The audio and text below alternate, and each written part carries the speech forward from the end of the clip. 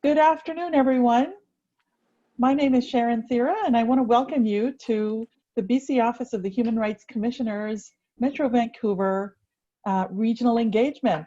Thank you for joining us this afternoon. We look forward to spending a couple of hours with you and sharing information with you and hearing from you as well. We've got a little bit of information for you on the screen right now, and we'll just give folks a few minutes to join us. And while people are joining, we've got a little poll just to hear from you about what you've been up to over the summer.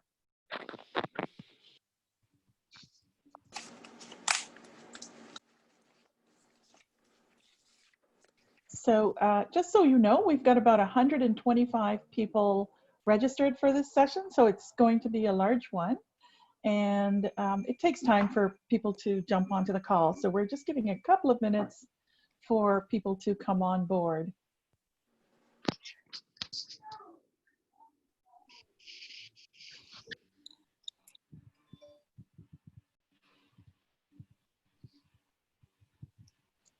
It looks like some of you have found the poll, so thank you for responding to that.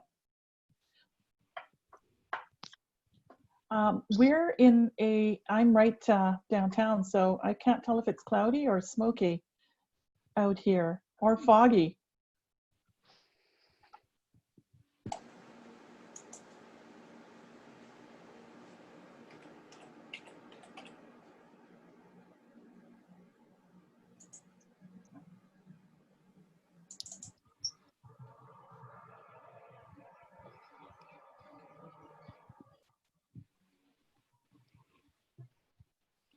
And if you're just joining us, I just want to let you know that we're waiting for a couple of minutes so that all of the folks who are registered can join the call. It usually takes a couple of minutes for us to have everyone who's signed in. I see somebody's noting that it's cloudy and smoky in South Burnaby. So you're being hit by all of the options.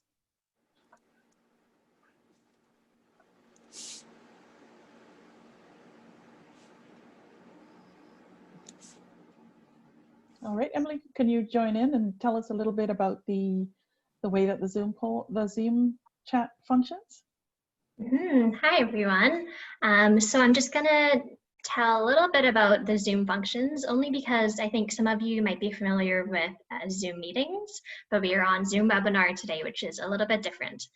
So up there on your screen, you'll see some information about Zoom webinars, but I'm going to verbalize some parts as well. So the first part is that we do have closed captioning available today, which we're very excited about. The way you can start that is by going at the bottom of your screen to closed caption and then click show subtitles. And I'll put that into the chat as well for your information. You'll see that only the panelists are visible on screen, so we cannot see nor hear you at this moment. If you do want to add any comments or questions, we have a Q&A button at the bottom of your screen. So feel free as the conversation continues to add any questions or comments into the Q&A section there. We do have a chat function as well, which some of you are using. We're going to keep that open for about 15 minutes, and then we will close down the chat so we can focus on the Q&A instead. And just one last note that if you are joining by your phone and therefore don't have access to the Q&A function, you can press *9 on your phone and we'll see that your hand is up for a comment. Thank you. All right, thank you, Emily. So as we're going through our introductions, I'm going to invite you to consider writing into the Q&A. Just say hello and where you're joining from and what it is that brings you to our session today. We'd like to hear from you about what it is that made you want to come and participate in our session today. And so from there, we will spend some time having a look and we'll talk a little bit about what we'll cover in the session after that.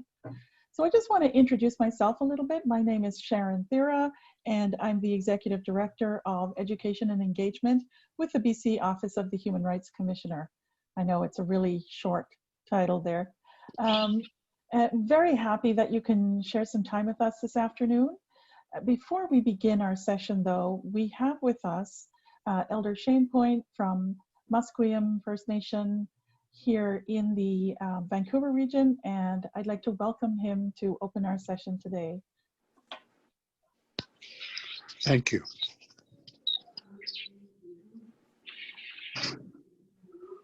Oh, oh, oh,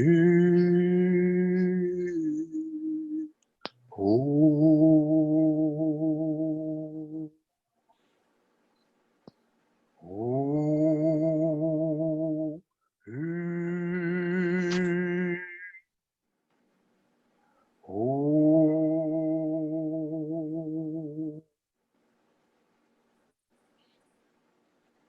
We want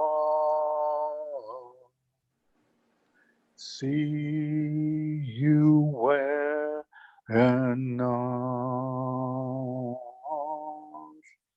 me want see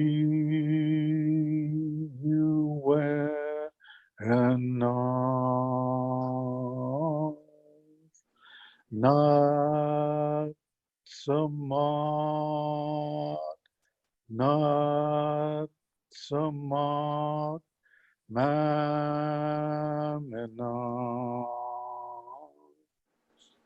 not smart, silly,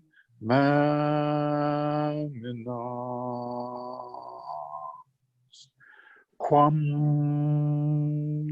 quam, fe,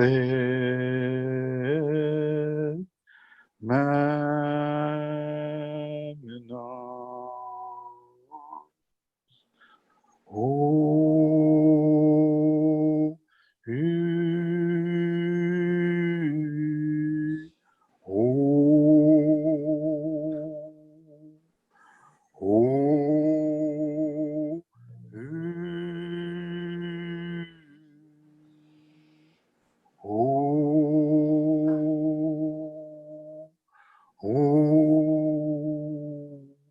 oh,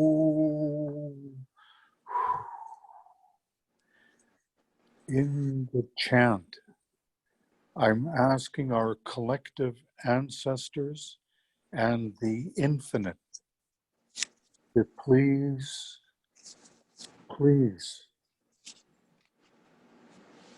bring strength to our hearts, bring strength to our spirits in the form of Nutsamot. Nutsamot is a Coast Salish word that means we are one. Asking them to please help us to become one. Nutsamot, one heart, one mind, one spirit. When I was a boy, my mother taught me that first and foremost, before anything, being a man, being Salish, being Nuchana, that first and foremost, I'm a human being. And as a human being, I'm connected to all beings around the world, all humanity. So when I listen and I see the words, human rights, that means Nutsamot. Nutsamot. We all have rights as human beings.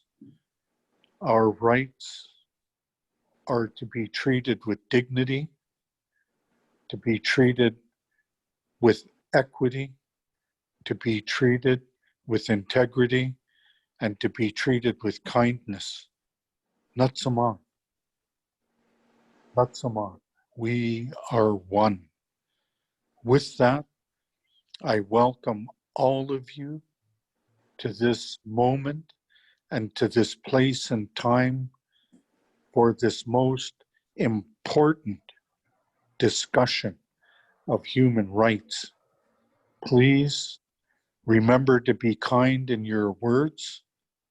Remember that what you have to say is of the utmost importance, and please remember the truth. Say the truth. We all need to hear the truth. When we hear the truth, then we can move forward.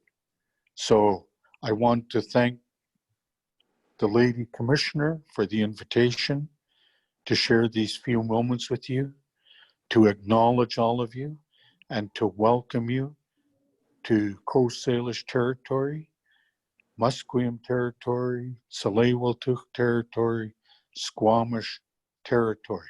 Want to welcome you all here. In your discussion, please enjoy and have fun as well. So thank you very much. Thank you, thank you, thank you. Rich Kashane, thank you so much for that wonderful and beautiful welcome. You've set us on a good path already, so thank you. You're welcome. One of the things that we do in our regional gatherings is that we recognize that it's communities that will carry the strength of human rights over and across our province. And so we always invite community groups to co-host our sessions with us. And with us this afternoon, we have two groups who have generously agreed to co-host with us and share the space that we have today. So I'd like to introduce you to the Metro Vancouver Aboriginal Executive Council, who is also one of our co-hosts, and I would ask Maureen to introduce herself and say a couple of words of welcome as well. Good afternoon, everyone. My name is Maureen Lara. I'm originally from Saskatchewan, I'm Soto Cree, from the Treaty 4 territory, and I'm the Director of Operations for the Metro Vancouver Aboriginal Executive Council. Just to like to say welcome to everyone, and it's very good to see so many people participating in this session. Just a little blurb about MVAC. So the Metro Vancouver Aboriginal Executive Council was formed in 2008 with a mandate to strategically plan programs and services for the urban Indigenous population in Metro Vancouver. We advocate and represent our 22 member agencies to various levels of government and stakeholders. Thank you. Thank you for joining us today, Maureen. Also, we have Shanaz Rahman from the Surrey Women's Centre, who has generously offered to co-host us as well. It's really a pleasure and an honor to be invited to co-host this dialogue and conversation. I'd also like to extend a warm welcome to everyone. Really appreciated the opening comments by Shane. A little bit about Surrey Women's Centre is we are a nonprofit organization that has been in existence since 1993. We provide low barrier services with a trauma-informed lens to support women, girls, and other marginalized victims of gender-based violence. And our very specialized staff facilitate healing in ways that respect, person's strengths and rights to self-determination through our crisis services, court accompaniment, and one-on-one counseling services. We also have a SMART program that provides services over the phone and in person to anyone who experiences physical or sexual assault by a stranger or by someone they know. Our team is available 24 hours a day, 7 days a week to help victims of gender-based violence. Thank you again for having us over to co-host this event. Thank you so much, Shanaz. Also on the panel, you might see a name that says Kim Captioner. And Kim, Captioner is not her last name, it's what she does. Kim is typing in the captions for us in this session. And so over the next hour, you won't hear her, but she is furiously typing away as you speak so that you can all hear, you can all read if you need to, what's being said in the session. In addition to Kim, we have our staff, and I'll ask Emily to introduce herself. Hi everyone, my name is Emily. I'm the Research and Engagement Coordinator here with the Commissioner's Office. I just wanted to thank everyone for being here, and today I'm calling in from the unceded ancestral and territories of the Musqueam, Squamish, and Tsleil-Waututh peoples, and just feeling so grateful to be here with so many of you. So thank you for joining us. Thanks, Emily. And we have also Margot on board with us. Hello all, my name is Margot D'Arcangelo and I'm the Manager of Education with the office, and I am joining from, oh, and a hummingbird is also joining me today apparently from Lekwungen speaking territories. And it is pretty dense out here right now. It's pretty smoky and foggy, and I feel really, really grateful to be part of this conversation, and that the communication and connection that we are afforded because of things like Zoom. So glad to be here with all of you. Thanks. And finally, from our staff team, our fearless leader, the Commissioner, Kasari Govender. Hello, everyone. Thank you for joining us. Thank you to our co-hosts for helping us host this event. Shane for opening it up so beautifully, and Kim for your furious typing in the background. And I'll have plenty more time to introduce myself and tell you a bit more about what we've been up to. Thanks so much. Emily's got some accessibility notes for you now. Yes, I do. Let me just toggle over to that page. So just so you know, we will be showing slides throughout this presentation. You would have received the link for that. It's also on our website if you want to follow along. But in addition to the slides, we are reading out all the information that's coming up on the slides as well, so that information is accessible to everybody. And just so you know as well, we have created a toll-free number for people to participate via phone calls, so that folks calling in throughout British Columbia can call in without having to incur fees on their end. And generally, we have really tried our best to make all of our visual materials and this conversation in general accessible to folks. And if you do have any feedback that would help us improve or make that situation better, please do let me know, and we will do our best to incorporate that feedback. Thanks so much. Thank you, Emily. So in addition to the folks on the panel, we have a number of organizations who are attending our session today. And our co-hosts have generously agreed to read out the names of the groups that are attending the session today.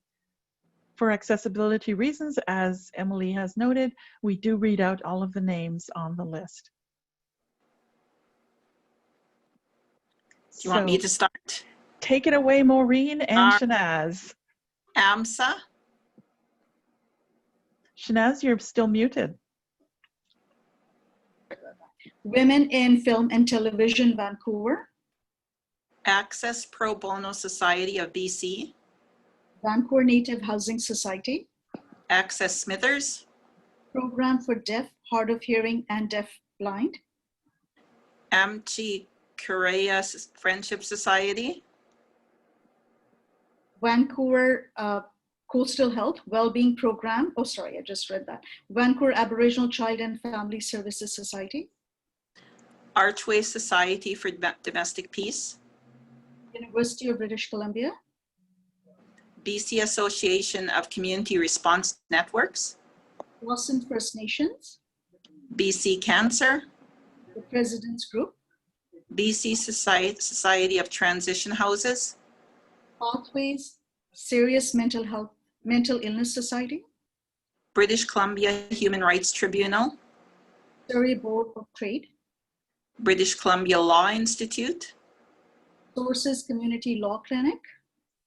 Canadian Mental Health Association. Seniors First BC.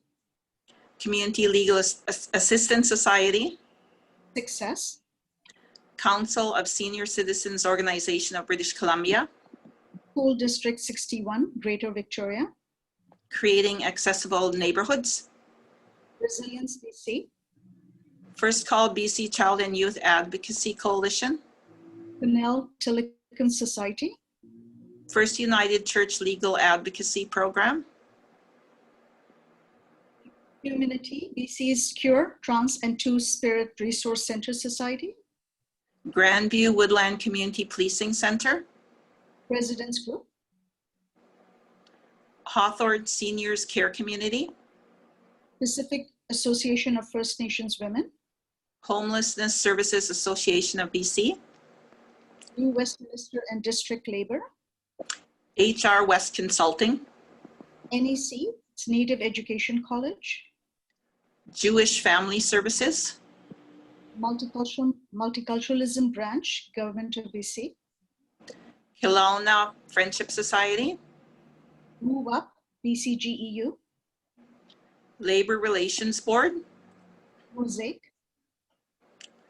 Langley Senior Resources Society, Morgaine Ogre Foundation, Law Office, Ministry of Attorney General, Lions View Senior Planning Society, Metro Vancouver, Living Wage for Families Campaign. Lookout Housing and Health Society, And there you go. and Thank you. And Megaphone, yes. Oh, Thank and you so much. Sorry, Maureen. That's okay. Thank you so much, Maureen and Shanaz. You can appreciate that we wanted to make this a little bit more interesting, so we asked our co-hosts to read from opposite ends of the list, and it's always a challenge to make this information a little bit more interesting. And so we just want to thank you for jumping in there and doing such a stellar job at that. And for those of you out there who are listening, thank you for your patience as we move through this really important accessibility issue around being able to read everything out on the screen. So with that, I see that a number of you have responded in the chat, and I'd like to see where folks are joining from. I think Margot's been taking a look at where people are joining from in this process. We've got folks joining from Vancouver, from Surrey, Maple Ridge, some more from Surrey. We've got folks from Abbotsford, Maple Ridge again, and yeah, just lots of different representation from different parts of Vancouver and beyond.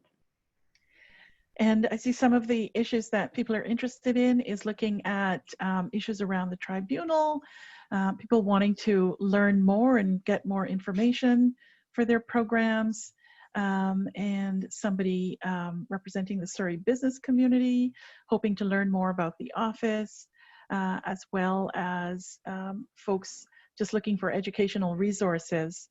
So I just want to let you know that we will be speaking to the need for educational resources, and hopefully we'll provide you with some today. And in addition, we will have, over the life of the commission, we'll be doing a lot more information and educational processes. So welcome aboard, and I would like to share with you just a quick agenda. I won't spend a lot of time on it, but I'd like you to see where we're going.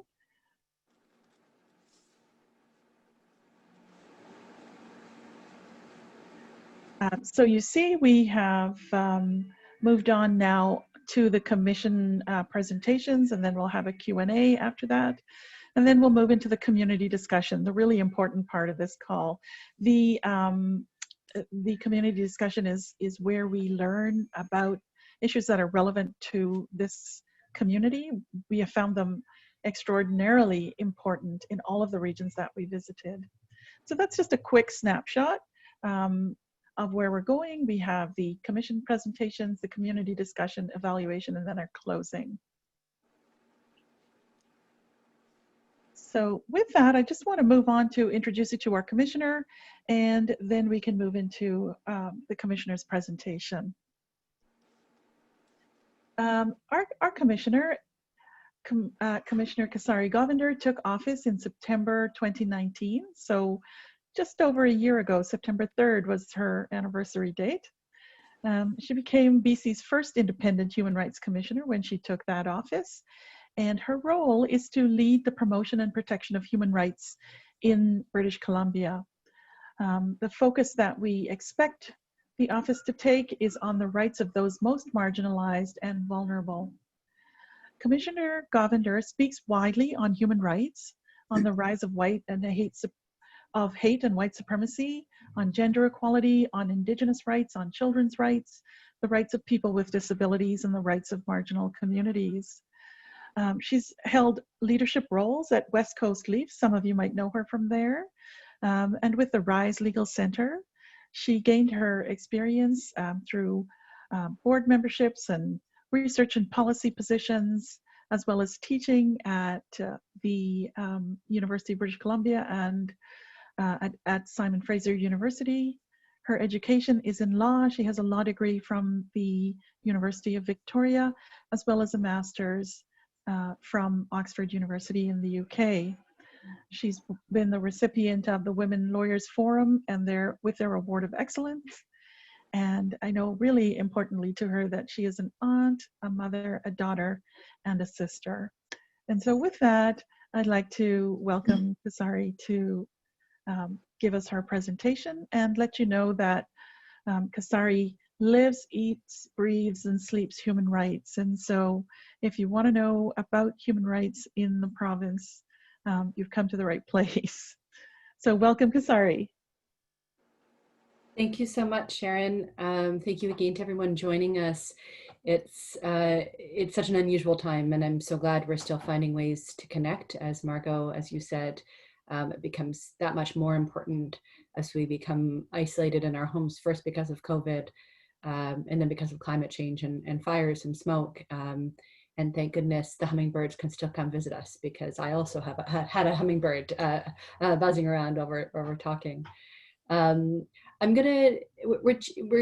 We've been doing these engagements around the province, and for this one, I've decided to keep my comments a little bit shorter, because I think there will be a lot of interaction from folks. We've got a large group of people with us today from a very wide range of organizations. That's the biggest list we've had so far.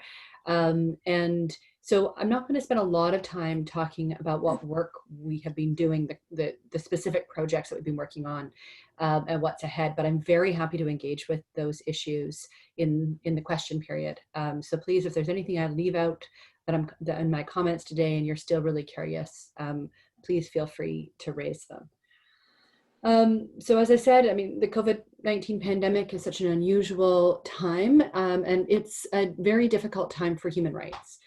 But I think there is no more important time to talk and learn and engage in human rights issues and really to enforce our human rights protections than when they are most at threat. When there's most danger to our human rights is when we need to be paying the closest attention to them.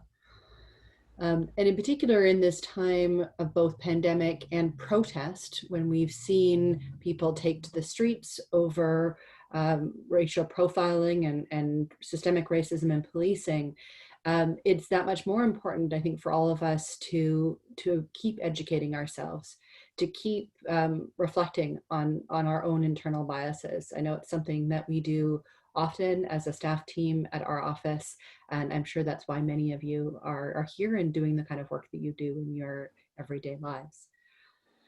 So today I'd like to share a little bit of information about human rights protections in BC, and hopefully to spark a conversation to learn more from you about how these issues impact your work and your lives.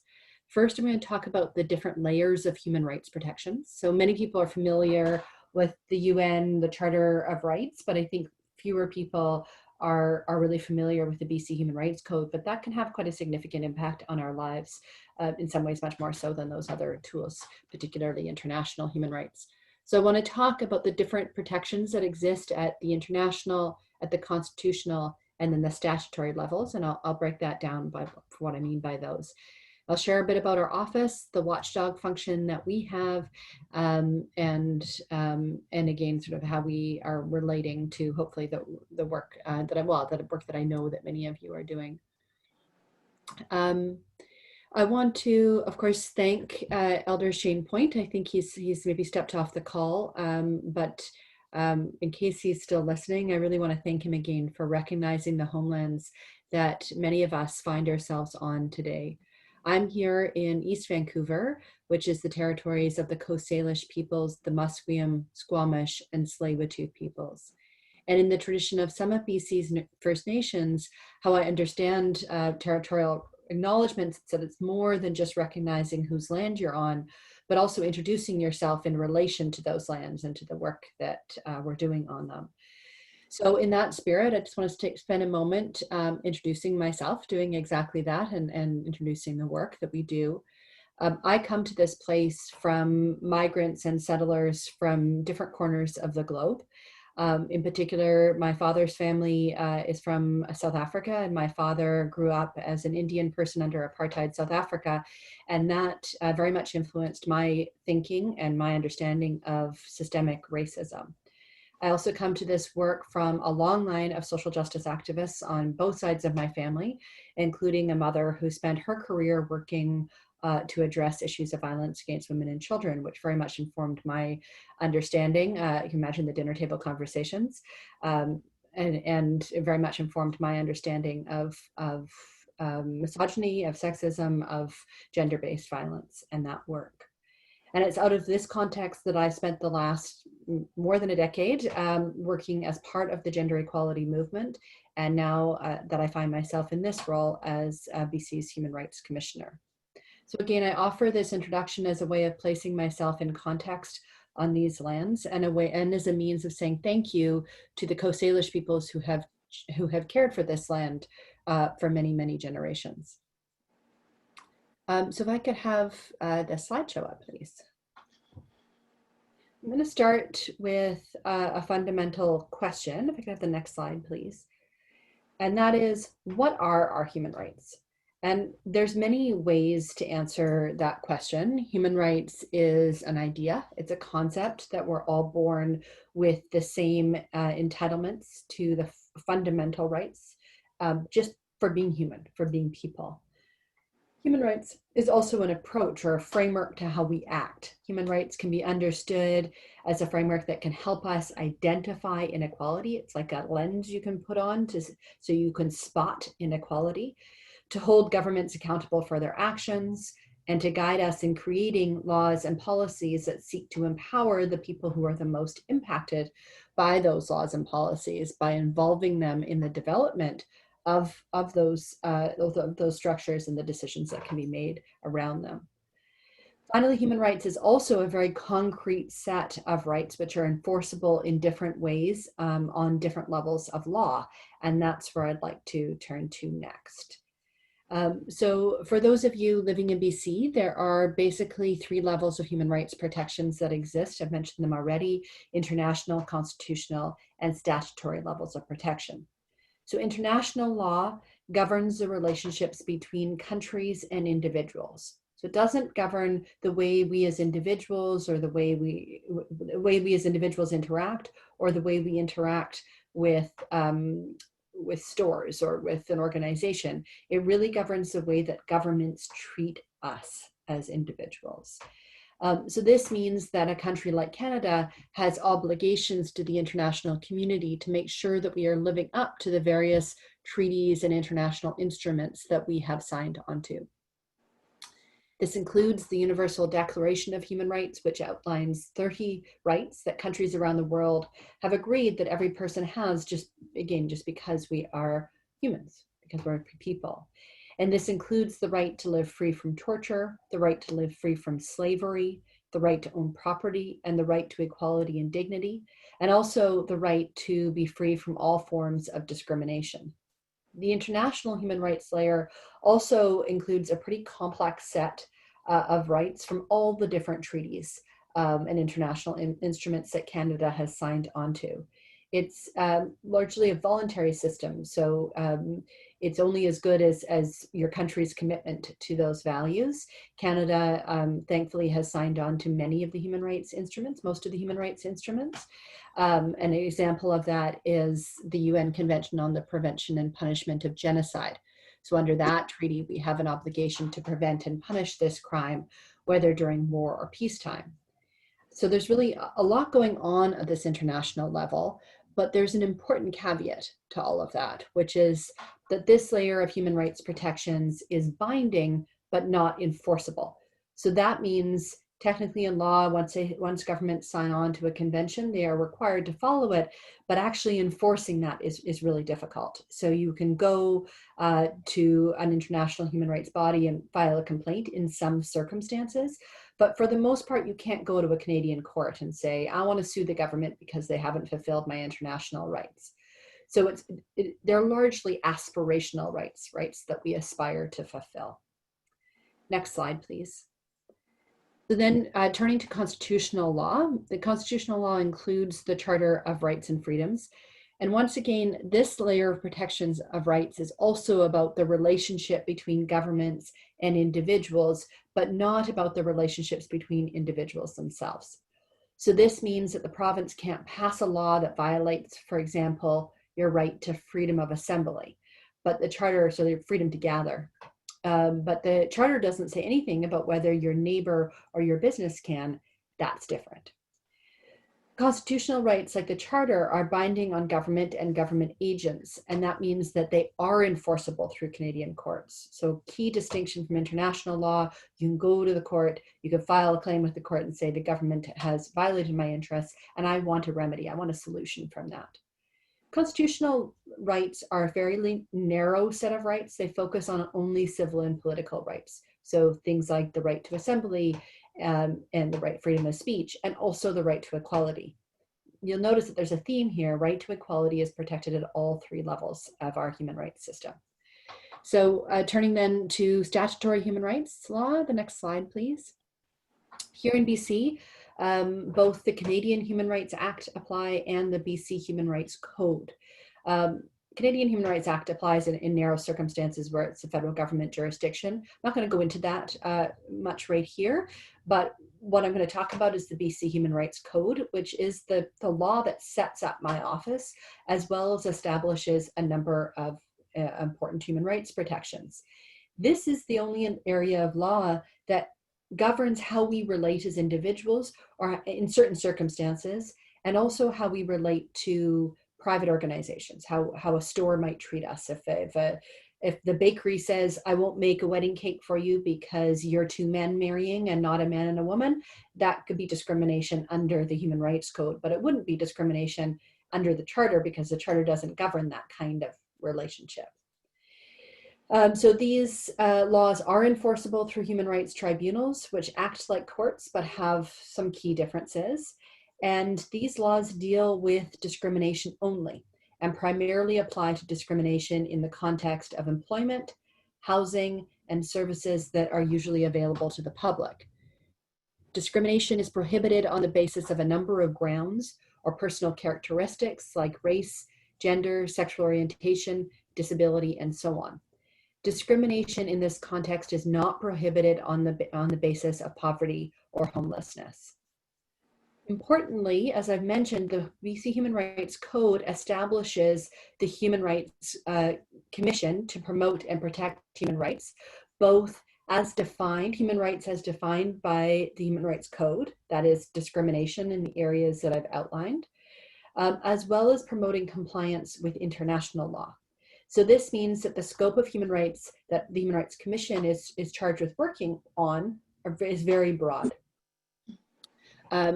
We can work within the four corners of the code. So in the areas of employment, in housing, in services that are usually available to the public. Those are the big areas that are covered by the code.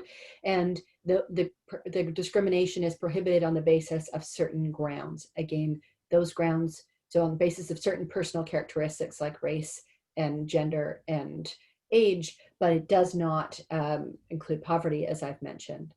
But because of our extension of our mandate into international law, we can work outside of that realm as well, which includes the kinds of rights I've talked about under international law and includes the kinds of grounds like issues like poverty. So turning then to the role of the Human Rights Commission, my office works to address inequality, discrimination, and injustice in BC by shifting laws, policies, practices, and cultures. We've been thinking about this. One way to think about this is sort of the hands, hearts, head model. There's all different ways that we want to create change, and that's in the laws that govern us, the things that we do and institutions do, and also the culture of how we all relate to each other within this province. Our aim is a province in which everyone's human rights are realized and our responsibilities to one another are fulfilled. Next slide, please. So I'm what's called an independent officer of the legislature, which means I do not report to the government or to a ministry, but instead I report directly to the legislature. So I'm tasked with monitoring and acting as a watchdog for human rights in the province, and I'm really separated from partisan politics. We don't report to the government of the day, we report to the whole body of the legislature and the multi-party processes that happen there. Next slide, please. I am part of a three-part human rights system in BC. So the Human Rights Tribunal, who hears cases brought by individuals and decides those complaints like a court would. That's an important piece of this system. I'm sure we'll talk more about that as we go through the session. There's the BC Human Rights Clinic, which provides legal assistance to those seeking to resolve their individual cases. And we will hear more. We've got a little video clip from the clinic to play a little bit later to help spread information about how you can access those services and what services they offer. So while these parts of the system have been really important in order to help resolve people who are having human rights conflicts or people who feel they've experienced human rights abuses, what's been missing from that system for 17 years has been the means to address systemic concerns. So systemic concerns means human rights issues that don't just impact one individual, but really are about bigger systems like public policies, institutional practices, or cultural norms that perpetuate human rights abuses. And this is where my job comes in. Next slide, please. The role of a Human Rights Commission is to provide access to justice on those issues that the individual complaint system can never really address. We are charged with examining the underlying causes, the root causes of discrimination rather than the individual manifestations of it. We put this quote up here because it was early on in my tenure. I was reading the book White Privilege, or White Fragility rather, and stumbled upon this quote from Robin DiAngelo.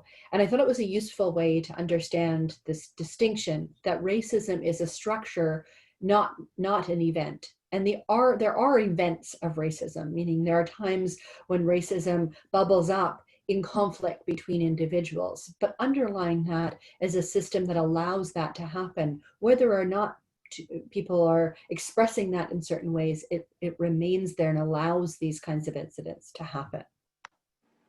I want to spend a moment talking more about what I mean by systemic human rights issues, or more particularly in this case, systemic racism. It's been a term that's been used a lot lately. But when we hear incidences of people using racial slurs or attacking people because of their place of origin or spraying swastikas on public spaces, these are examples of interpersonal racism. They're manifestations of racism, and they are on the rise. These are the events of racism. In a recent Angus Reid Institute survey of 500 Canadians of Chinese origin, of Chinese ethnicity, half of the respondents reported being called names or insulted as a direct result of the COVID-19 pandemic. Half of the people surveyed. These statistics align with the many stories we've been hearing of anti-Asian violence throughout the province. And as important and as poignant as these examples are, they do only tell us a little bit about racism and its impacts here in BC. As I've mentioned, incidences like this are supported for and allowed for by an entire system of cultural attitudes, practices, institutions, and laws. So here I want to tell you a story about to illustrate what I mean by this, by the structural and systemic side of racism. In June of 2019, after going through a C-section delivery in Kamloops, an Indigenous couple was elated to meet their first child, a baby girl. But less than 90 minutes after becoming parents for the first time, social workers came into the hospital to take the baby, saying they'd had a report of neglect. This is 90 minutes after the child was born. At that time, the maternal grandmother was there and she was able to hold off the apprehension, at least for that moment. But 2 days later, social workers returned when the mother was asleep because of being given a sedative by the medical staff. And when she awoke, her child had been taken by the ministry. For years after this apprehension, the family wrestled to have their child returned to them. At one point, 2 social workers began supporting the family in their hearings and helped them to navigate the system that they were also recognizing was broken in many places. Ultimately, in September of last year, the province of BC ended the controversial birth alert system. That's the system that allowed children to be removed directly from hospital without having had a chance, giving parents a chance to parent or supporting them to parent. So although this policy change happened, it doesn't reverse the damage already done to the children apprehended under the alert system who were already in care. So this story, I think, illustrates an often overshadowed side of racism here in Canada, because racism is not necessarily the product of overt actions between individuals. It doesn't necessarily require hatred or the hurling of racial slurs. Sometimes, even when people are well-intentioned, perhaps like the social workers involved in this case, the laws and structures in our society consistently produce discriminatory outcomes for Indigenous and racialized people. In BC, Indigenous children are still 15 times more likely to be apprehended into child welfare than non-Indigenous children. 15 times more likely than non-Indigenous children. So to combat this kind of structural and systemic human rights abuse, compassion and empathy are very important starting points, but they're not enough. They don't get us all the way there. Combating not only racism, but misogyny, ableism, ageism, and so on has to take that kind of structural approach. So as I mentioned, this is where my office comes in. Of course, the core of our work will be acting as a watchdog on the implementation and fulfillment of the Human Rights Code. So a focus on systemic equality in the context of employment, housing, and services that are usually available to the public. We will also, in addition to that priority, be focusing on decolonization, poverty as both a cause and effect of inequality, the rise of hate and white supremacy, the human right, and finally, last but not least, the human rights of those who are detained by the state, whether through the criminal justice system or through the mental health system. So to return to where we started, we are here today in the midst of a global pandemic. As I said earlier, I think there's no more important time to protect human rights or to defend human rights than in times of crisis. I think that this moment of disruption, while deeply disturbing as it is also an important opportunity to reckon with not only interpersonal human rights issues, but also structural and systemic racism. Huge changes have happened in very short order. Solutions that many of us thought might never happen in our lifetimes have been implemented. We are in a moment to think big and to dig deep into the structures of the discrimination that's embedded in our society, or inequality that's embedded in our society. So there's a lot of work to do, certainly for the Human Rights Commission, and I know again that many of you in your organizations are similarly doing this work. But I'm excited by the opportunities that this time presents. And I want to thank you all for letting me share all that with you. I'm really looking forward to hearing from you. And in particular, I hope we can hear from you about human rights issues that you see in your work and in your lives, hear your questions, and also hear your thoughts on our strategic priorities that we've outlined. Thank you, and I'll pass it back over to Sharon. Thanks so much, Kasari. So you've raised a lot of issues in your talk, and one of the questions that we get regularly is around the difference between the levels of human rights, and a lot of people know about international human rights, for instance. And so I know that Maureen had a question about international human rights. Yes, I do. I would like to know, how would someone make a complaint about an international human right? So some of the international conventions that I mentioned have a structure that's attached to them about how to file a complaint, and a country has to sign on to that separately from the commitments that they've made. So that Canada hasn't done that on every international convention. One of them that they have done that, though, is CEDAW, which is the Bill of Rights on gender equality, on women's rights. I should say women's rights specifically, not all gender equality, but women's rights. And so there is a mechanism under those kinds of conventions, including that one, for you to file a complaint with the UN committee on that convention. So every convention has a group of experts that are appointed, not to represent the countries they come from, but appointed because of their expertise. And they play a similar kind of watchdog role that I've described that we play here in BC. They look out over the countries that have signed on, and they tell countries how they can do better, but they also receive complaints from people within those countries to say my rights have been violated. You have to have exhausted all your internal remedies first, though. So you have to have used Canadian legal structures as much as you can to resolve your human rights issues before you go to the UN. Perfect, thank you. Okay, and I think that Shanaz had a question around the next level, which was constitutional challenges. Oh, Shanaz, you're muted. Sorry about that. We hear the term constitutional challenge, and I just want to know, Commissioner, how we can define what a constitutional challenge is. Yes, so another mechanism by which we can make complaints about our human rights. In that case, it's filing a claim in court. So you have to go to, in BC, that's at the BC Supreme Court, you'd have to file a claim. You really usually need a lawyer to help you with this kind of complaint. So that it can be a difficult process to navigate. There are a number of organizations in BC, including my previous organization, but also including others in BC that will take on test cases, meaning cases that they think have the potential to change the law usually through a constitutional challenge. And what that means is you can file a claim with the court and say, my rights have been violated. And if you have an organization that will support you in that, or a lawyer that's not attached to an organization, that sometimes has the potential to create real change. The disadvantages are it can take a really long time, it can be expensive, it can be a hard process to navigate, but some of our big changes that have happened around human rights in this country have happened because people brought that challenge. It hasn't happened, unfortunately, sadly, because governments looked at the Charter and said, the Charter of Rights and Freedoms, and said, gosh, we're doing something wrong, we better change this.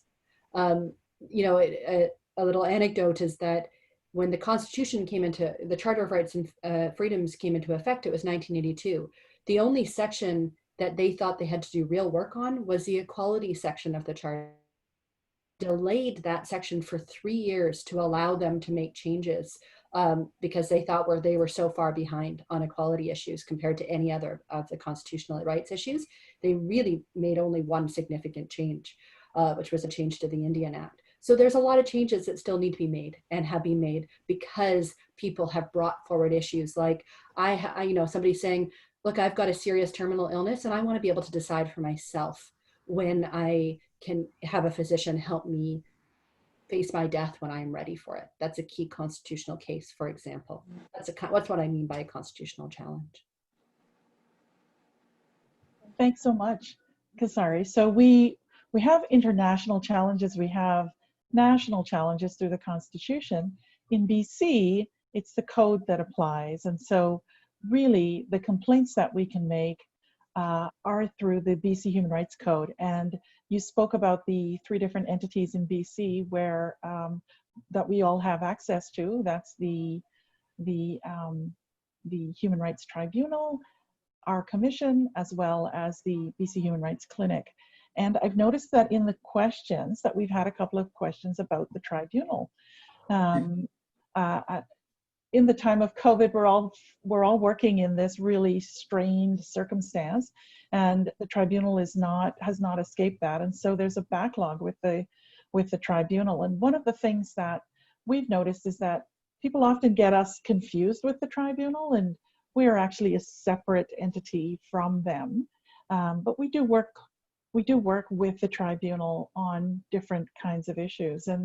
And so I wanted to flag for you that we're not the same organization, but we are able to communicate with the tribunal. And in some instances, we may have the capacity to influence the way that the tribunal conducts its affairs. And for one of the ways that this has been happening over the last little while is that the tribunal has undergone a review of its processes from an Indigenous lens, and it's doing a whole review, and we're able to participate in that process with them as well.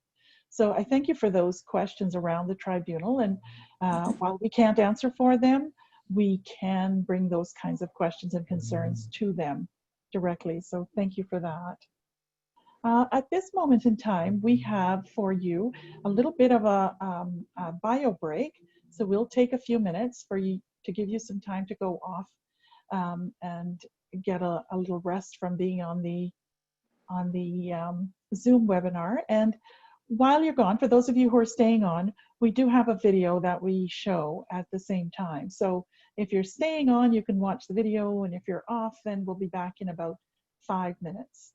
And when we get back, we'd like to start hearing from you. So if you're thinking of a question around human rights issues that you're experiencing or that you are aware of through your work, please feel free to load them into the Q&A section, and we'll start to get to your questions after we come back from our break. So we'll see you in about 5 minutes. In the meantime, here's our video coming up.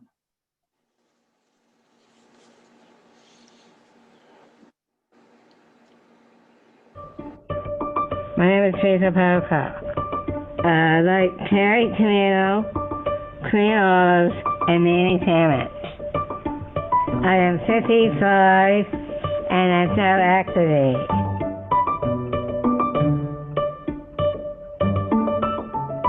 I'm an artist, author, and a poet. And I own Down syndrome. But I am capable.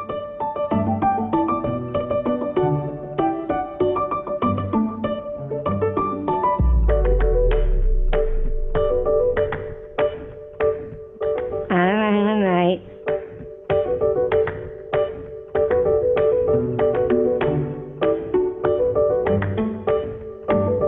Do you like nursing homes? No.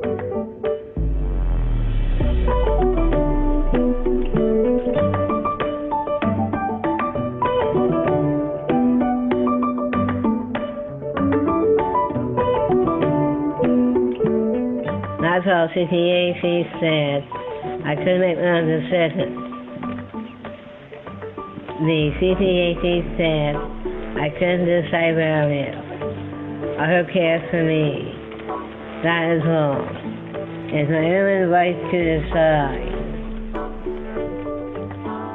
And you didn't want to live in a nursing home, did you? No, I don't. No, that's wrong. It's my decision where I live.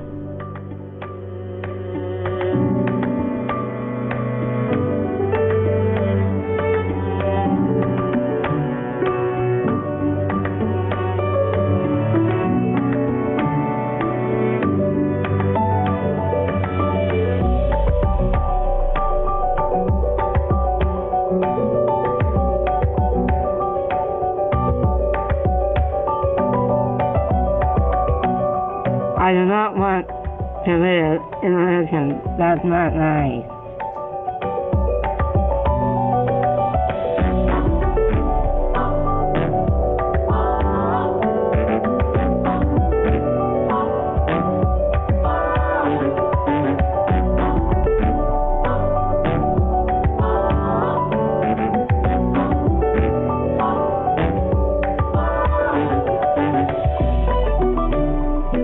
I'm in the community. I'm from Vancouver, Gastown, and Habit City.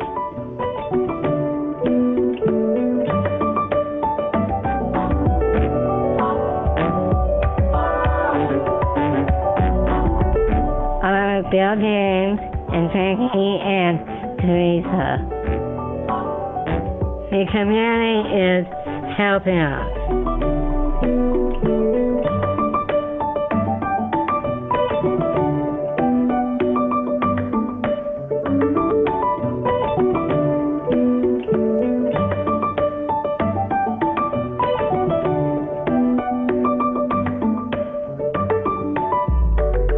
I'm a human rights. Pretty amazing. Right, me.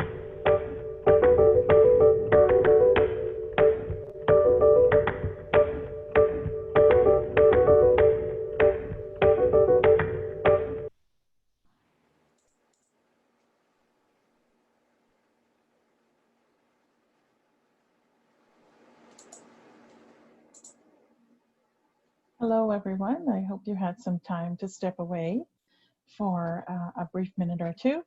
I just had a couple of groups who wanted to have us mention them. We've had the Family Education and Support Center from Maple Ridge joining us, as well as FAST, Fighting Anti-Semitism Together.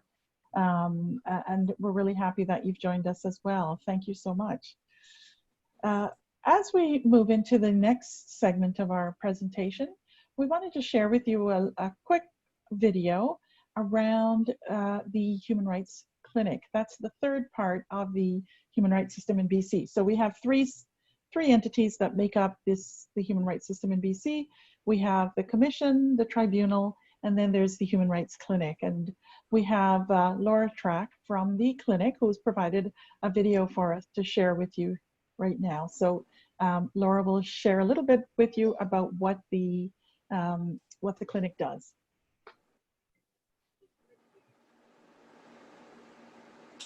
So the Human Rights Clinic, as both Sharon and Kasari have noted, is part of the Community Legal Assistance Society, or CLASS for short. CLASS has been around since 1971, and we've been providing free legal services to low-income folks ever since that time. The Human Rights Clinic assists specifically with human rights complaints made under the BC Human Rights Code, so not charter challenges, not international human rights issues. There we go, hi. But specifically with complaints that people have made to the BC Human Rights Tribunal. We are located in downtown Vancouver, but our services are province-wide, so we will do our very best to assist people no matter where in the province they are. Like many of you, we have been exploring new technologies over the last couple of months, and so we are doing meetings with clients over the phone, by Zoom, and making it work no matter where people are. So we provide a range of different services to people who've made complaints or who are thinking of making complaints and looking for more information about their rights and their options. First, we have an information line. Folks can call any day of the work week, Monday to Friday, 9 to 4:30, I believe, to get more information about human rights, about how to file a complaint, where to go to get the form, and just sort of basic general information about human rights. That's staffed by a real live person. It's not a recording. You'll be able to talk to someone and get pointed in the right direction. And the right direction may mean making an appointment with our Monday short service clinic. We used to call it a drop-in clinic, but we're trying to move away from that language because we hope that people will make appointments rather than drop in. And especially while we're offering these services online, it's helpful that people can make an appointment. But we do have these appointments available to anyone, again, anywhere in the province, whether you filed a complaint or not. Doesn't matter what your income is, doesn't matter what stage of the process you're at. You can make an appointment for a half an hour session with a lawyer or an advocate. We run these every Mondays, and we'll talk to you about your issue, your complaint, and give you some general advice and information to help you figure out what to do next. The next service that we offer is legal advice and representation. So the other two services are available to anyone at any point. To apply for legal advice and representation, you do have to have filed your human rights complaint already and have that complaint accepted for filing by the tribunal. So when you file your complaint, which is totally free to do, the tribunal will take some time to screen it and make sure that it's something that they can deal with. And provided that it is, they'll send you a letter saying, okay, your complaint has been accepted for filing. Now the rest of the process will get underway. And at that point, you can send that to us at the Human Rights Clinic and apply for legal representation. And it's at this stage that we do have to do a bit of screening because we simply don't have the staff or the resources to provide a lawyer or an advocate to everyone that applies, but we'll look at your income and look at our capacity to assist and do our very best to match you up with a lawyer or an advocate that can help. In particular, we try to help people who need some assistance at mediations. That's generally the first step in a human rights complaint, is that the parties will see if they can resolve the complaint through mediation, and we'll try to provide some assistance for that. If we can't provide full representation, at the very least, we can usually provide you with some coaching and some consultations to help support you to represent yourself and just feel like you have a better understanding of the process and what you need to do. And the last service that we offer, a little bit different than representation and advice, but we offer education. So I speak to community groups all over the province all the time to help them understand what the code applies to, how it works, what discrimination means, and how to access and make meaningful those rights in your own life. We also do workshops and trainings for those who, I really like this language that the commissioner is using, have responsibilities and are duty bearers under the Human Rights Code. So employers, landlords, other service providers, we help them understand their obligations, their duties, their responsibilities under human rights law. So we do workshops and trainings, again, around the province, usually in person, although lately we're doing lots by Zoom online, to help people understand both their rights and their responsibilities under the code. So that's a little bit about the clinic. I don't think I've mentioned this yet. Our services are totally free. We're funded by the provincial government for the most part to provide free legal services, so nobody has to pay for any of the advice or representation that they receive through our clinic. That was an important thing to make sure that I mentioned. Thanks again to the Commission for having me today. Oh, so that's a little bit about the BC Human Rights Clinic and the function that they play in providing support in complaints with regard to discrimination under the Human Rights Code in BC. I just want to give a quick mention to Joel at Community, who is joining us to hear about our education initiatives. And as we move into the next section, we want to hear from you. There are a number of questions already loaded into the chat, and I'm going to invite our co-hosts to invite questions from you. And I know that Shanaz was going to read a question for us, and then also Maureen. So Shanaz, would you ask your question, please? This is the question mainly I had around just from the center perspective, and I mainly around from Surrey Women's Center's perspective, that in services that we offer, we are often coming across women that are really experiencing challenges such as trafficking.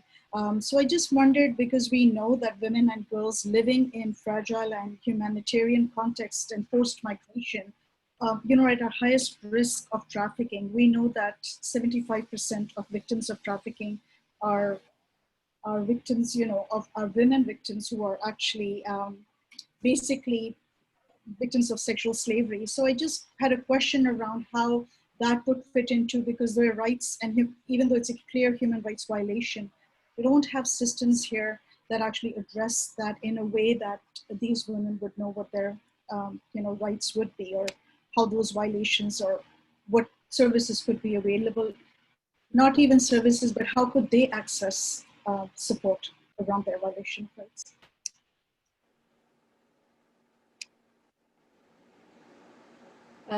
Thanks, Shanaz.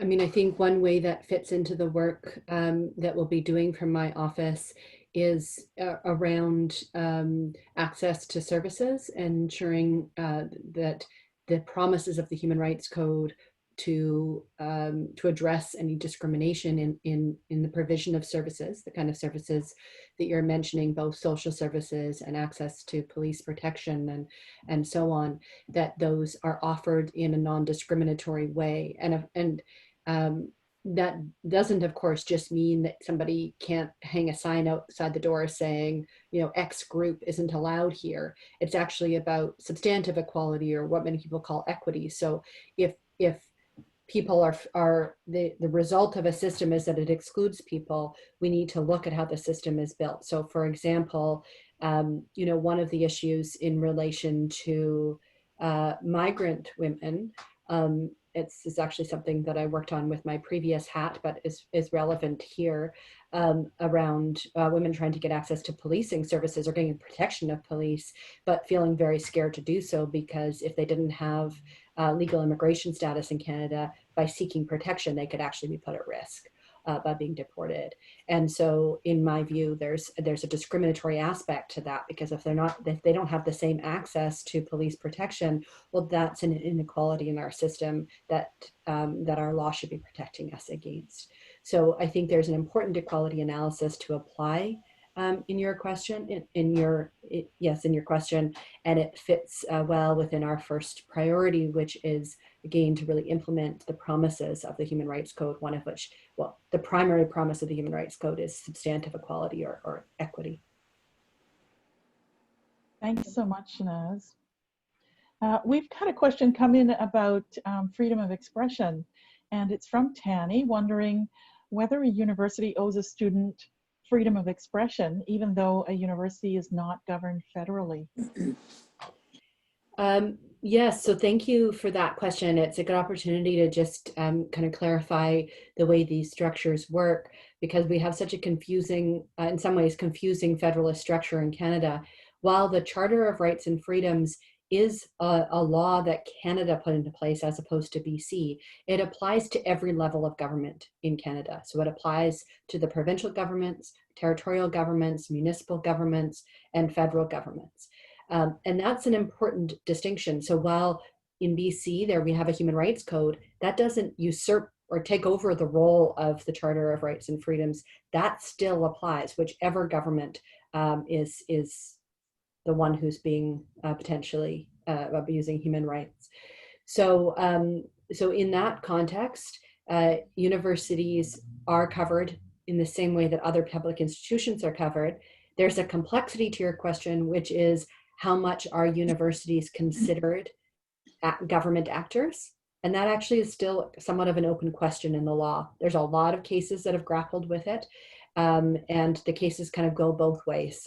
Some cases say in some circumstances, universities should be considered part of government, and therefore the charter should apply, and therefore they have an obligation, for example, to allow for freedom of speech. Other cases say, well, in this circumstance, what they're doing has nothing to do with government. You know, implementing curriculum perhaps has nothing to do with a government mandate. So we're going to treat them like a private institution, in which case the Human Rights Code might apply.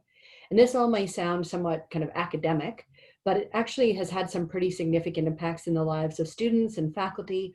For example, the Trinity Western case here in BC that many may have followed in previous years. A university that has a covenant in place that all students, staff, and faculty have to sign, saying that they will not engage in sex outside of marriage, that they will only engage in heterosexual relationships, and they won't use birth control, essentially, is not the way it's framed, but that's essentially what it is. So intervenes in charter protected rights in a number of ways. And there was a big debate about how much is this covered by the charter, how much is it not? Same with universities with pro-choice protests or anti-choice protests, and limiting those protests on campus, and how much do they have the right to do that, and so on. So it actually has some live impacts. So there's a real complexity to your question, but I do want to clarify that the charter applies whether it's provincial or federal. Thanks so much. I had a little bit of a smile when I read this next question, or comment really, because it's something that we struggle with in our office all the time. And it's from Norman around human rights, the construct of human rights in and of itself. And Norman says that the entire construct of human rights and related organizations and frameworks is colonized. Is there any plan or intent to do any decolonizing work around human rights in BC or Canada? Yes, thank you for this question, Norman. It is something that we grapple with on a daily basis and in a deep way.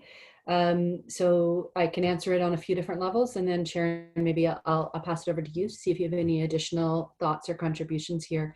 So one of the ways that we're trying to grapple with this issue is about, we have the opportunity and the great challenge of establishing an organization from the ground up, particularly a great challenge establishing a human rights organization during a global pandemic, but that's another story.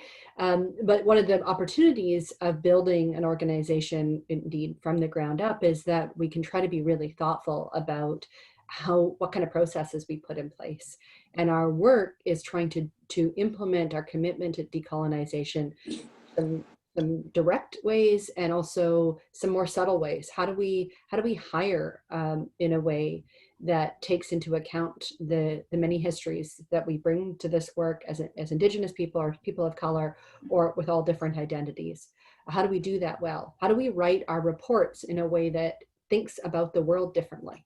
How do we think about the world differently while also being in this role of really trying to make change within the conventional realms of power? Because I think that's really valuable. We have an opportunity to change how certain government decisions are made, or private actors, how employers, what kind of rights they respect, whether they respect rights, how they implement those human rights.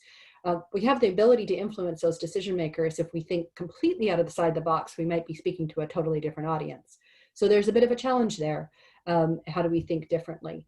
The report that we released earlier this week, which I'm happy to talk about as well, but we released a report around the disaggregated data, meaning data about our race, our ethnicity, our gender, our age, how that data is collected and used by government to influence policies and laws and government decisions. So we're calling for more collection of that data. And one of our key informants in that work was an Indigenous woman who guided us with a really important framing. And what she said is, from her perspective, what Indigenous communities were calling for was a move away from a big brother mentality of thinking of data, of information that governments collects from us, and saying, this is just a one-way street. Government collects this data and will do with it what it wants. It will use data to monitor its citizens, moving towards a model in which it was a grandmother perspective instead of a big brother perspective. So how can this data be used to care for people? And it was a totally different framing for thinking about this, somewhat dry, but very important human rights initiative. And we use that to frame our report. So that's another example of ways that we're trying to restructure different ways of thinking and being. Finally, I'll just reflect back on something that Sharon said earlier, which is that the Human Rights Tribunal has been doing some significant work along with the Human Rights Clinic around thinking through why is it that we know Indigenous people face very significant human rights issues in the province, yet rarely use the Human Rights Tribunal system to resolve their complaints. There's a disconnect there. So what's wrong? How do we make this system accessible, useful, relevant for Indigenous peoples? And so the tribunal, as Sharon's explained, the tribunal commissioned a report from a lawyer named Ardith Wackham, who did a survey across the province, did some research, and came back with a series of recommendations, some of which go to this idea of decolonizing human rights. So one of those is race is a prohibited ground of discrimination under the code, meaning as an employer, for example, I can't discriminate against someone because of their race. Indigenous people were saying in this report, and I think I've been saying for a long time, but it becomes clear in this report, to say, I don't see myself in that category of race. If I'm going to be discriminated against because I'm Indigenous, that feels unique to me from being discriminated against simply because of the color of my skin or where I come from. This is a unique experience and needs to be recognized that way. So we've been working alongside the Human Rights Tribunal to push the government to add indigeneity to the Human Rights Code as a prohibited ground of discrimination. So again, what that would mean is you can't discriminate against someone because they're Indigenous. And if you do, they can file a complaint and say exactly that. Sharon, do you have anything you want to add to that? I just wanted to add that Indigenous ways of thinking and being can sometimes be completely different from the systems that have gone into setting up all of the processes that we have in play now. And so what we have in this particular moment in time is an opportunity to learn about ways that issues that Indigenous people bring up to us show or highlight the ways that our systems don't work. And frequently, if they don't work for Indigenous people, they may not work for other people as well. And that's what I think is exciting about this moment in time, that as we interact with DRIPA, as we think about decolonizing ideas, we're coming up with ways of reimagining the way that we have put our organizations together. That's a scary prospect for many people. It's easy to go with what you know, but we also have the opportunity to do something that's really mind-blowing and expansive. And so I do hope that we take on the opportunities that we're being given right now. We're getting a lot of questions, and I still want you to write in to the Q&A to ask us questions or let us know what you think are the most important issues, human rights issues in Metro Vancouver. I know there may be one or two, so if you can think of any, please feel free to share them with us. One of the questions that's come up is around disability, Kasari, and it's about learning disability and neurological conditions and whether they fit under the notions of discrimination under the BC Human Rights Code. Yes, there's some really interesting work being done in Ontario on this that we've been watching closely. So the Ontario Human Rights Commission is the most similar to the way that we are structured here in BC, which is that they are also very focused on systemic issues as opposed to individual issues, individual complaints. And they have a similar function to us in that they can conduct public inquiries. So they've been a good model for us as we're developing what initiatives we'll take forward. And they currently have 2 inquiries ongoing, and one of them they're calling their Right to Read inquiry. And it's really focused on learning disabilities and how well the school systems have a select group of school boards, from representative group of school boards from across the province in Ontario, how well they've done in addressing learning disabilities. It's very much a human rights issue. There's established case law coming out of BC, a case that I had the privilege of working on before I started in this role, about learning disabilities as a human rights issue, and particularly education that's tailored for people, to meet people's needs around learning disabilities. The analysis here is really, can a school system accommodate people without what's called undue hardship? So without facing significant challenges that would be very difficult to overcome, that can they accommodate people? And accommodate meaning, can they provide learning services to people with learning disabilities? And certainly they've been pushed hard to do so. This case I'm talking about is called the Moore case, went all the way up to the Supreme Court of Canada. It was the North Van School District, and the school district lost. The Supreme Court said, you have to provide these services within an equality framework. So very much a human rights issue, and one that we are alive to.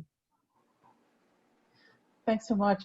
We've got a great question about the collection of unreported incidents in local communities, speaking specifically about race-based hate initiatives. And it's an issue that we've really been live to. We've been working with many groups around the province to look into incidences of hate that are occurring, but that may not meet the threshold of a hate crime, and therefore may not be reported, or for whatever reason, people may not want to report those. And so are we getting a sense of the actual numbers of hate crimes that are happening across the province?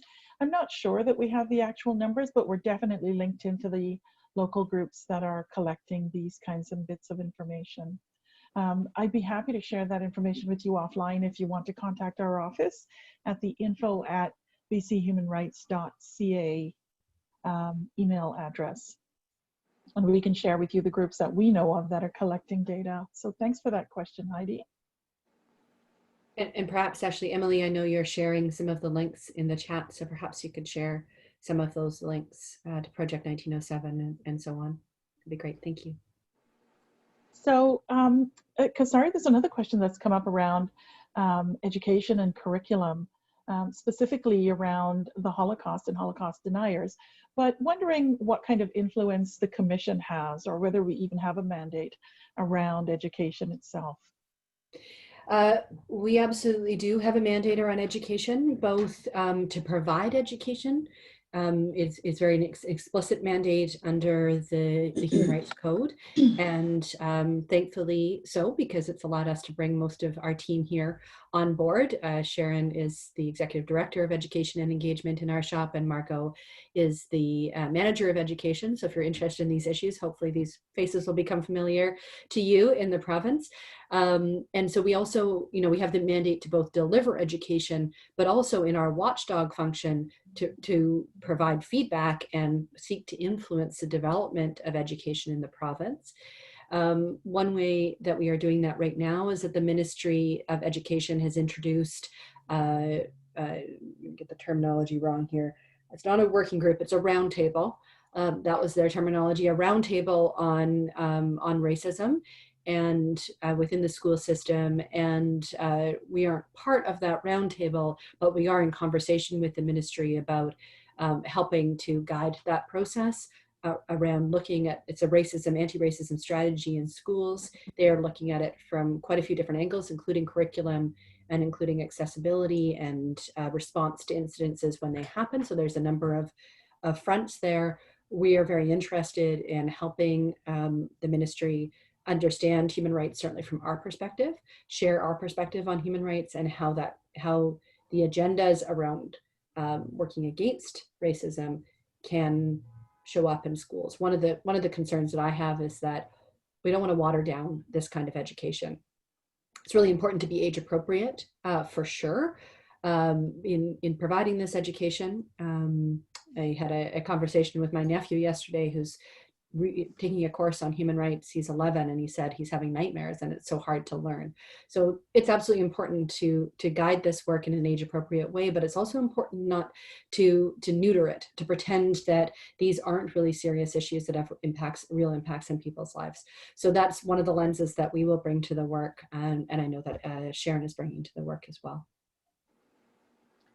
Thanks so much for that. Again, asking for you to bring in your questions and examples if you have any around Metro Vancouver. We had a question about migrant workers and whether they're covered under the human rights law in BC. And I've sent off a link to the Migrant Worker Center, but maybe Kasar, you want to add a note about that? There are many ways in which migrant workers are covered by the Human Rights Code and some ways in which they're not. I won't go too far into the details on this just for the sake of time, but some of the immigration programs that bring in people, farm workers and domestic workers, for example, there are systems implemented through the federal government. We don't have jurisdiction to influence how those are developed, but they are governed by provincial laws when they are here in a number of important ways, including some of our employment standards. And so in those ways, we can influence the development of or influence of that law and that legislation.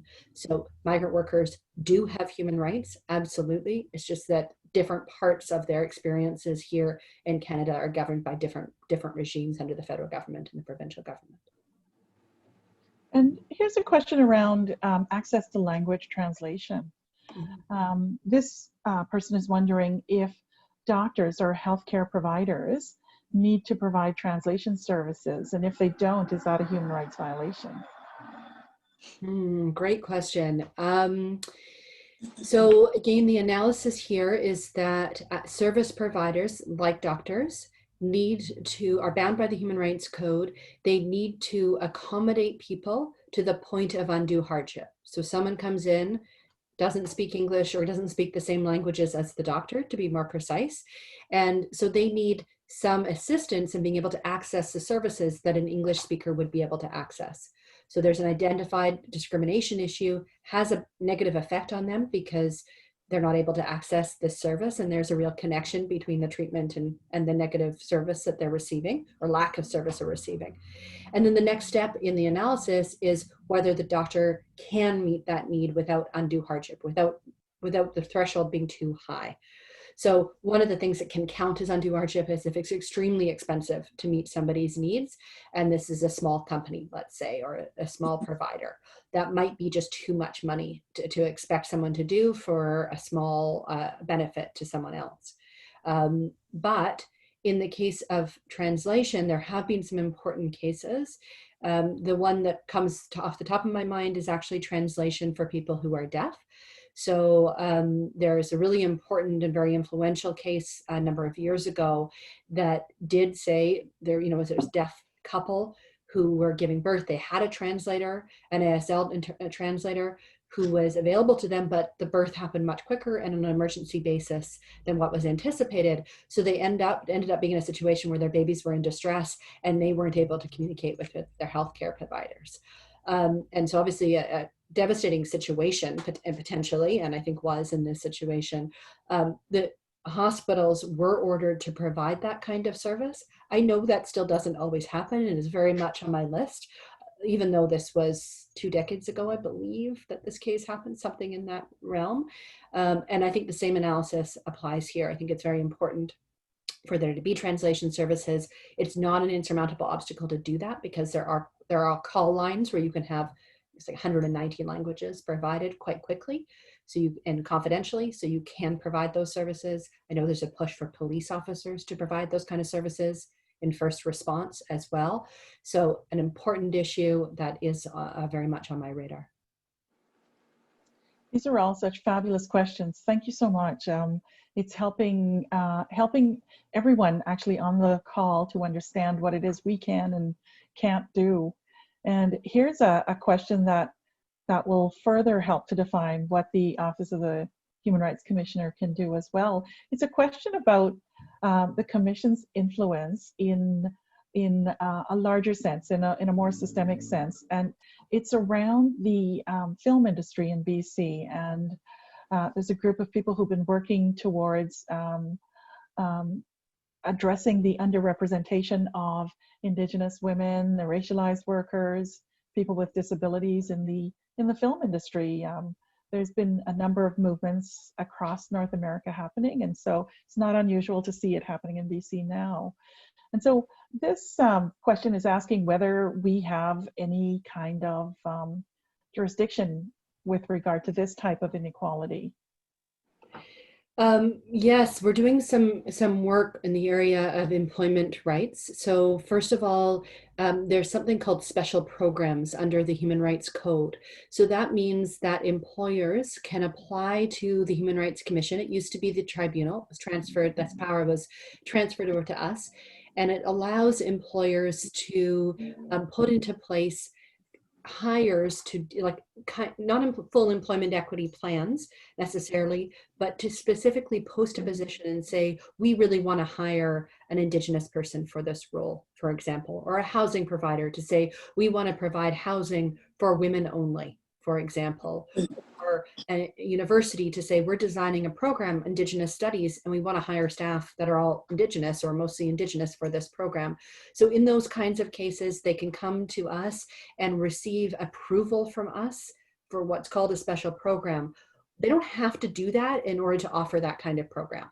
So if you are an employer or you're an organization considering this kind of work, or you're pushing somebody to do this work, they don't have to apply to us. But the benefit of applying to us is that no one can then file a human rights complaint against them for that limited program. So if we've approved your employment ask to say, this movie really wants to hire, grips, more grips who are people of color, for example, and we want to put out a job posting. If you got special approval from us to do that, then you couldn't have a human rights complaint from someone who is not a person of color, a white person, to say, I'm excluded from this and I have a complaint. So that's one aspect of the ways in which we're working and trying to encourage employers then to take these on. Because I think one of the worries that we hear from employers is, well, isn't that discrimination? am I going to get in trouble from somebody because I'm excluding one group and trying to privilege another group? Of course, we know that the reason you do that is to address historical and ongoing wrongs, to address inequality that exists in the system. So we will support that happening and kind of isolate an employer from getting that kind of complaint if we agree that this will have a good systemic impact. So that's an important way that we're helping to make a difference on this issue. And we are looking for, over the next year or so, providing some guidance to employers about how to conceive of bigger employment equity programs within your organization or your company. How do you change the whole face of the organization and really address racism, or address the fact that there's a glass ceiling for people to get through to get to more, the more senior roles in the office. So stay tuned for that piece, but the special programs is already in place and we're happy to assist on that front. Thanks for that. That's such an important question. Joel has another important question. It's around recent examples of hate street preachers in Vancouver's West End. One of the questions that Joel has raised is around better defining and educating decision makers and communities on hate speech. And that's such a timely question for us, because at the moment we are in the process of producing a fact sheet and an FAQ. It's so hard to say those two together, fact and fact sheet, that will address specifically this issue, the difference between the criminal code, which covers hate speech, and discrimination based on hate, which is covered under the BC Human Rights Code. So we are actively in the process of defining that, and we hope that that information will be available on our website within the next couple of weeks, I would say. Without giving anything away, we're beginning, well, perhaps Kasari wants to speak about it. We are planning and in the process of launching a public awareness campaign around racism. And that's not a long-term future endeavor. It's an immediate priority that we're all working pretty flat out on. So please stay tuned for that. You will see it. I hope it will be around in kind of marketing spaces. But as part of that, we are doing exactly what Sharon said. We're creating some education resources, and that is precisely on this question of what is hate speech. And I appreciate the question as well, because I think there often is a misunderstanding, as I think the question implied, around criminal law and human rights law. And that's not a technicality, because there are two areas of law that prohibit hate speech in different ways, and they have different pros and cons that are associated with them. One of which is that many people, particularly people of color or people from marginalized communities, don't feel comfortable going to the police. So this big push to report hate doesn't have to be a reporting to a police officer that you don't feel safe talking to. It can also be by filing a complaint in a human rights context. And there is law in this area and a system that's more approachable. And it means that you can be involved in that process directly, which could be a good thing or not. Sometimes people want to file the complaint and step away a bit. Sometimes people want to be actively involved and feel empowered by that. The human rights process allows for people to feel empowered by that process and get involved in that way. So yeah, stay tuned. We will have more information on our website and more information out in the public to try to address the rise of racism over this time. Yeah. A really, really relevant question right now. There's a question around the functioning of our office, and it's about the types of investigations that we can undertake, and then also how we choose our yearly work plans and where our annual reports and such are published. So as I mentioned, we're a new office. We've been open for a year. And we've just started hiring staff, and so it means that what information we have to report to you is fairly sparse at the moment, but we do have some things that we can report to you. So there's two parts, Kasari, around investigations and then around, our accountability. Sure. I'll take the part about accountability first, and I'm going to take a slightly different perspective than you, Sharon, because I think we do have a lot to report. But it's true. please take it with a grain of salt because we are 1 year in. Over this time, we've gone from 2 people a year ago to 17 people now. We are in the process of hiring 13 more people at the moment. Lots and lots of job postings on our website. And another timely question, you may gather from how many times we've said timely that this is a very busy time for us. We've got a lot coming out. So in addition to the awareness campaign, in addition to the big report we've released, we are also in the process of releasing our annual report for the last year. So that will be up on the website soon. Please keep an eye out for it.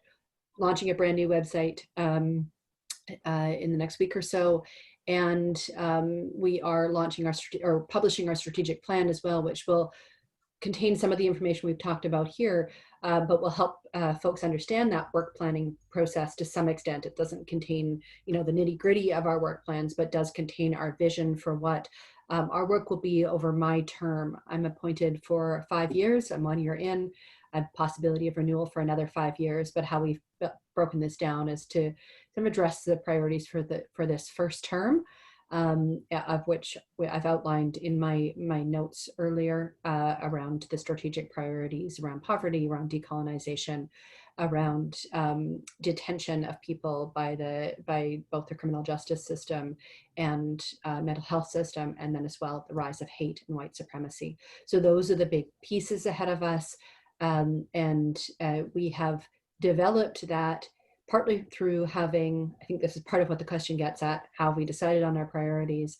We developed that partly through the diversity of the expertise we have in our staff team. We've built a staff team that is diverse both in terms of our life experiences, but also in terms of the work experience we bring to the office. So many of us come from deep histories in public policy work from a civil society perspective, some of us from government, some of us from academia. So really bringing those perspectives to bear, we put together our plan, and part of what we're doing here is hearing from people, does this resonate for you? So that's part of our goals around having these engagements, is to really check that. So if that's part of what the question was getting at, we want to hear from you if you think this reflects where you'd like to see the BC Commission go. For sure. And another one of the ways that we are defining what our work plan is of course through these regional engagements. These are really opportunities for community to tell us what's important to community and in your particular region. So for instance, when we were in the interior, we heard that substance abuse was a very big issue there. And when we were in the Northwest, we heard about homelessness and the access to services for homeless people, in particular, simple basic services like access to washrooms and public showers and that kind of access. So these community consultations are letting us know what issues are relevant to you, what are important to you, but most of all, what's pressing for you. And so we really are relying on community to guide us in this conversation. The reason we exist is because community stood up and said that we've been without a commission for 17 years and we would like to have a new commission. And so we are embarking on these sessions as a continuation of those processes. We are not walking away now that the office is formed. We are stepping into community. We want to make sure that we have a reciprocal process where you can tell us what you need and we can report back to you, how we can make that happen. So these sessions are so important in the life of our organization, but really if we are to build a community of practice where we all commit to creating the kinds of change that we want to see happen.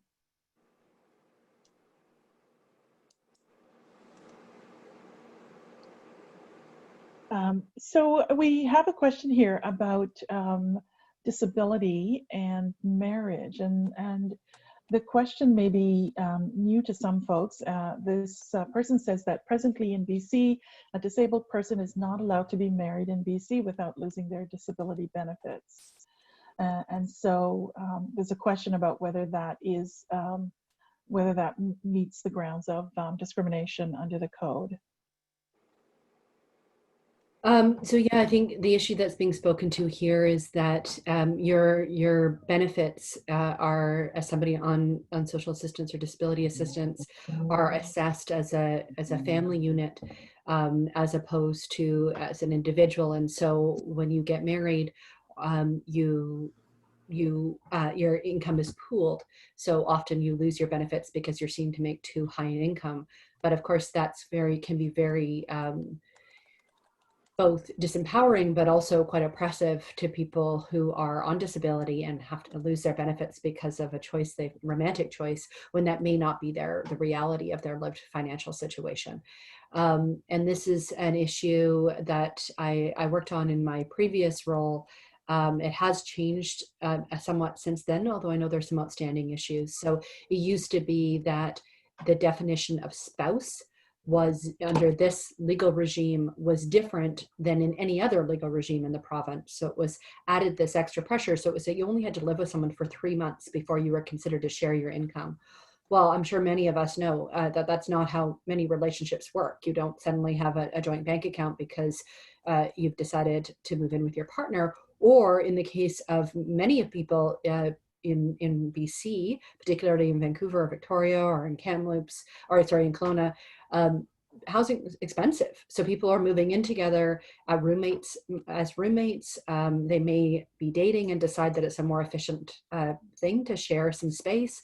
It by no means means that they're in a long-term relationship. So that has changed, that definition of spouse, but it still hasn't changed to the degree that it should, which is to be matched to other legislation. So our family law, for example, that says you have to live together for 2 years before you're considered in a spousal relationship.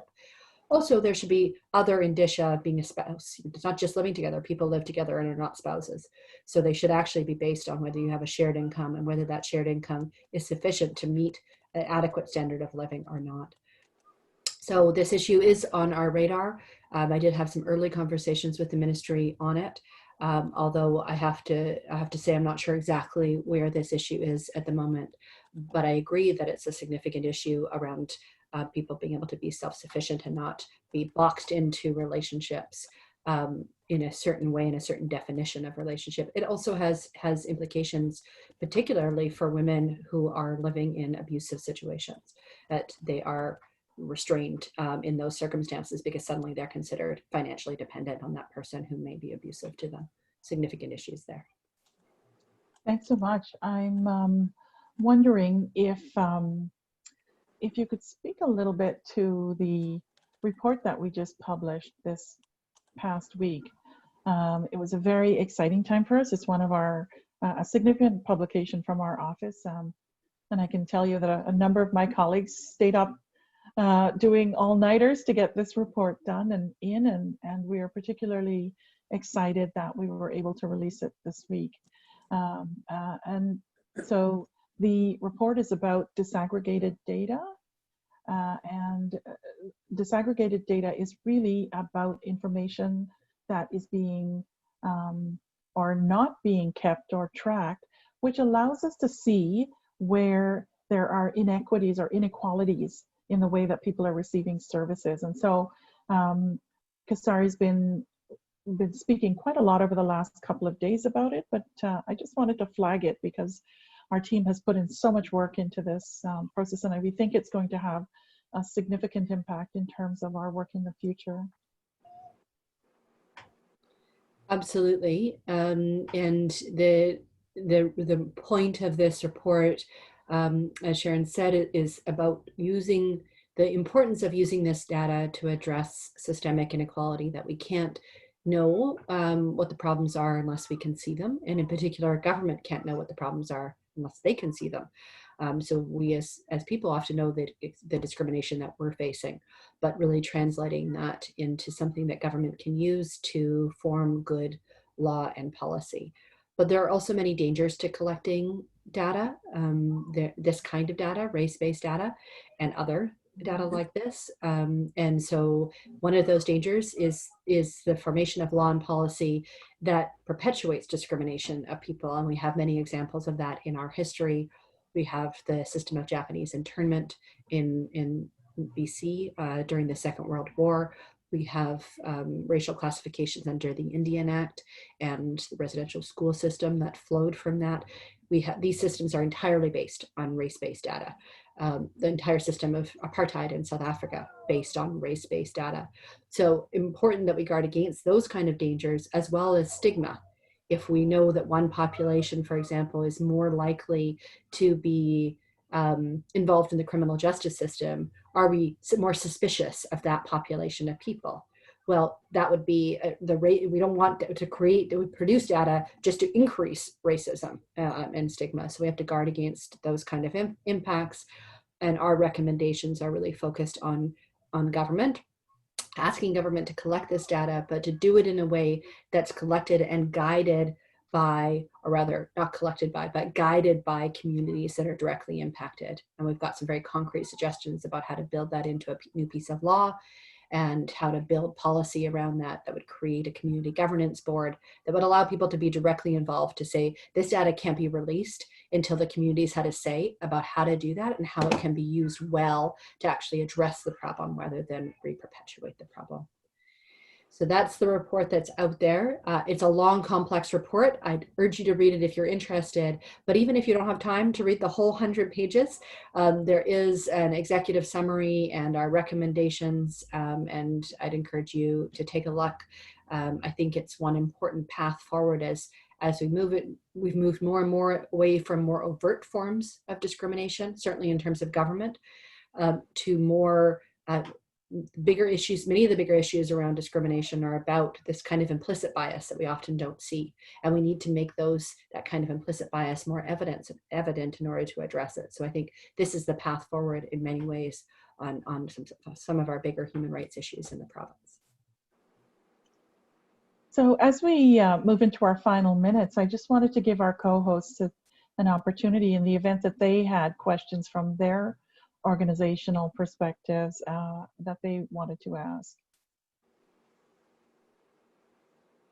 And it's perfectly okay if you have no questions. We're okay with that as well. Generally, we feel that from the, women that we are serving, often accessing their rights themselves, it seems like a really cumbersome process. So I'm not sure the office at some point, because first of all, I have to say in my introductory comments, I meant to say that how much hope we have with reestablishment of this office and with having these dialogues and conversations. But if there was some plain language materials that could be developed that actually talks to women that are really low, are marginalized groups of women that have actually no faith in our criminal system, no faith in our civil system, and how do we communicate? How do we restore that sense of hope for them that they have those rights? Mm-hmm. Thank you so much for that question. I'm happy that we have our education manager on the call with us, because that's precisely Margot's role, is to help develop those materials that are accessible. The last thing we want is to create materials that people can't access. So I really appreciate your speaking about plain languaging and how important it is that our materials are accessible.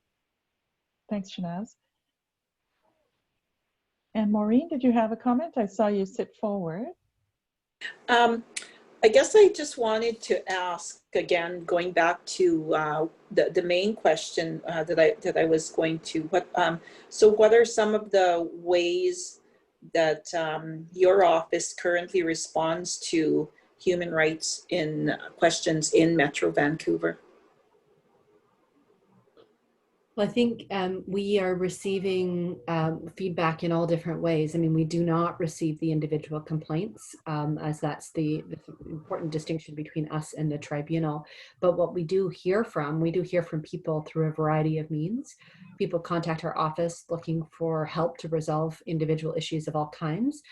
So providing those kinds of referrals, while also finding ways to bring that information into our office so that we understand what people are experiencing on the ground, even if we're not the ones to resolve it. We also have a relationship with the Human Rights Tribunal. It's actually built into the the legislation, into the law, to say that they need to share information with us so that we can understand the kinds of trends that are emerging from the Human Rights Tribunal. So for example, we know that disability is the single largest ground of discrimination that's claimed. We know that people with disabilities are the people who are most often saying, I'm discriminated against, and it's on the basis of my disability. Employment is the largest area that they face discrimination in. So again, putting those two things together, we know that people with disabilities are facing significant discrimination in the employment context as well as in housing.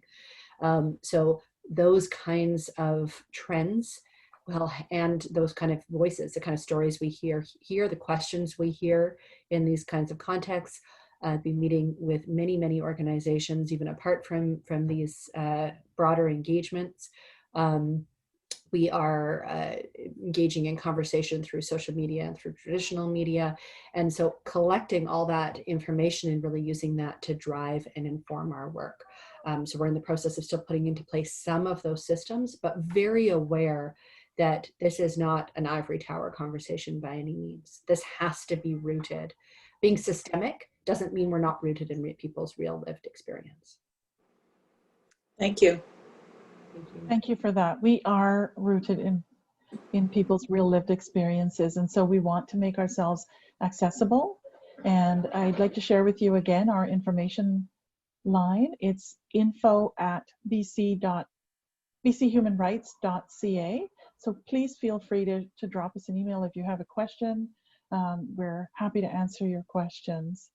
So as we're coming to the close of our time with you, I just wanted to give our co-hosts a quick opportunity to say any closing words that they might want to say. For me, I'd just like to thank the Human Rights Commission for inviting me to participate and be one of the co-hosts. And I know we had sent the invitation out to the organizations that we work closely, and I saw a few of them coming online. So that was good to see. I think the questions were very good. And so, I mean, some of the questions that I would have asked were asked by the participants. So that's really good. I appreciate it, and I thank you for inviting me to participate. I'm going to echo, a lot of what Maureen just said. Really an honor and privilege to be a co-host to such great work that the office is doing. And just really there, for any support that's needed to be the voice of those that we hear those marginalized voices and channel them out to your office. So we look forward to having those opportunities. Mm-hmm. And to the Commissioner for any final words. A big thank you to our co-hosts for joining us here, and for all of you who are watching. Thank you for spending some time with us this afternoon. Thank you for taking the time to make this virtual forum work. And thank you so much for sharing your insightful comments and questions. There's lots of food for thought from today's session. And I know that I and I think all of our staff will be debriefing and really thinking those through in the coming days. Thanks again for joining us. And thank you to our captioners who have been valiantly typing for us in the background. And thanks to our staff team, Margot and Emily, who have put this work together. Again, if you have questions, please feel free to reach out to us, and we're happy to be in touch with you. So with that, thank you so much for spending this afternoon with us. I hope you are able to go out and have some free time as the smoke clears. I'm really keeping my fingers crossed that the smoke will clear for the weekend. And I want to thank Elder Shane for opening us in such a good way. And I'll just invoke his words, which is that we are all together as we move into our evening. Thank you so much, and take good care. Do you want to do the survey, Sharon? It comes out when people sign off. Oh, I see. Thank you. All right. Thanks so much, everyone. Thank you. Thank you. Bye. Thanks all.